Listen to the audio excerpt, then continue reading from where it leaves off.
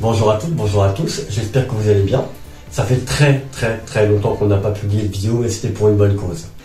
Et ce matin, quelle ne fut pas ma surprise de tomber sur un récipient cylindrique d'une forme particulière que voici.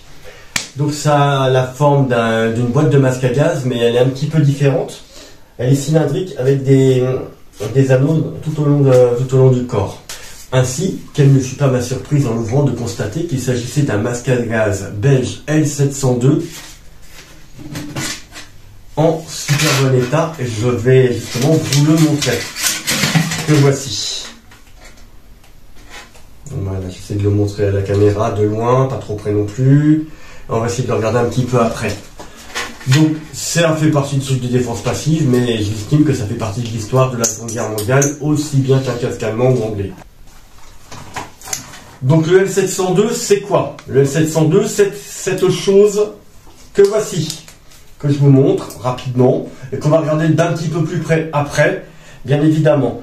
Donc le L702, c'est un masque à gaz qui a été fabriqué en de très grandes quantités par ce qu'on appelait la Société belge de l'azote et des produits chimiques. Oui, j'ai mon petit peu sur le côté, ça se voit.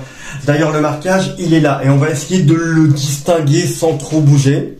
Là, on a la chance d'avoir une étiquette qui n'est pas trop niquée par le temps. Donc les outrages du temps, ça a l'air d'aller. Le masque en lui-même est très bien, il est dans super bon état.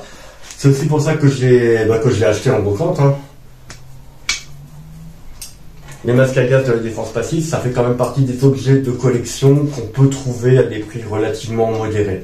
Franchement, des fois, pour 10 balles, on peut avoir des trucs sympas. Là, on voit bien les inscriptions qui sont marquées sur l'étiquette, il est en bon état. Le masque à gaz est livré dans un étui qui ressemble vachement aux étuis de masque à gaz français. La seule différence, c'est que là, il y a des cannelures tout au long de l'étui. C'est la seule différence avec le masque à gaz français. Sinon, c'est exactement la même couleur, c'est une espèce de bleu pas très beau, quoi. Bleu clair, bleu foncé, je sais pas trop. Donc c'est un appareil qui a été conçu pour lutter contre les gaz toxiques. Parce que au moment de l'entre-deux-guerres, beaucoup de gaz toxiques ont été développés par les plus grandes puissances mondiales, et ils doutaient bien qu'il y aurait un nouveau conflit. Donc heureusement, ça n'a pas été trop utilisé pendant la Seconde Guerre mondiale, et tant mieux. Donc chaque civil était en principe équipé d'un masque à gaz pour lutter contre ce genre de choses. Donc c'est marrant parce que sur le haut de la tête, il y a une espèce d'anneau en bakélite ou en plastique. C'est assez particulier. Je vais vous montrer l'intérieur. Là, on a eu de la chance parce qu'on a un spécimen dont le caoutchouc est vraiment en super bon état. Franchement, il se manipule très bien. Par rapport au modèle français qui est en caoutchouc qui se désagrège littéralement dans la main. Là, on va regarder un petit peu l'étiquette. Donc là, il est bien marqué L702, modèle disposé, taille 3. Et le chiffre 25 en dessous, je pense que c'est le numéro de lot. Alors là, je pense que c'est bien un modèle belge parce que le filetage de la cartouche, il est quand même très léger. Je crois que ça doit faire 2,5 cm. C'est tout petit comme cartouche de masque à gaz. Donc c'est un modèle que je connaissais pas du tout. C'est ça qui m'a interloqué aussi.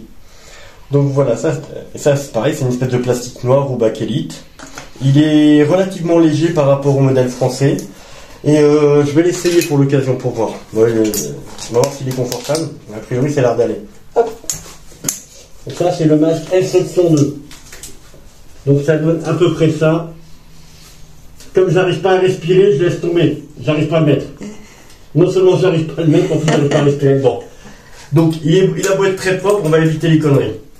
Donc c'est un modèle en bon état, donc voilà, c'était le L702.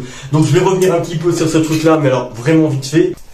Donc ce masque, il a eu un très grand succès, il a été vendu à des milliers d'exemplaires. Il y a des pays comme la Hollande et la France qui l'ont acheté, mais avec un changement de filetage au niveau de la cartouche. Je ne sais plus si c'est Hollande ou France, mais le diamètre n'était pas le même.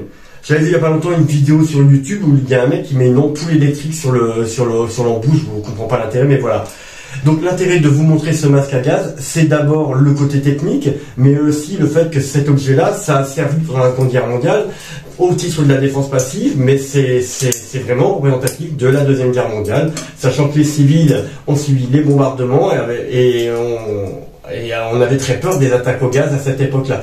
Donc je vous remercie encore une fois de m'avoir suivi. On va essayer de revenir un tout petit peu plus souvent quand même, de refaire quelques petits projets vidéo, quelques petits projets techniques ou restauration. Je vous remercie de m'avoir suivi. Je vous dis à bientôt pour d'autres vidéos. Je vous remercie beaucoup.